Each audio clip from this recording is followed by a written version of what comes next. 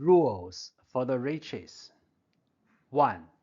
Find or create a job to make the primary income.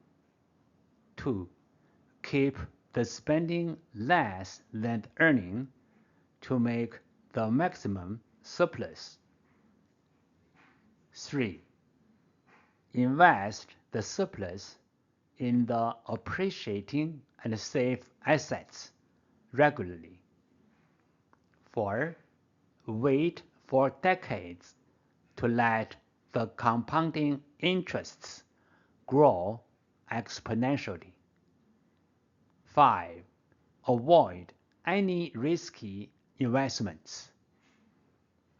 Keeping the rule number 2 for the whole life is very difficult.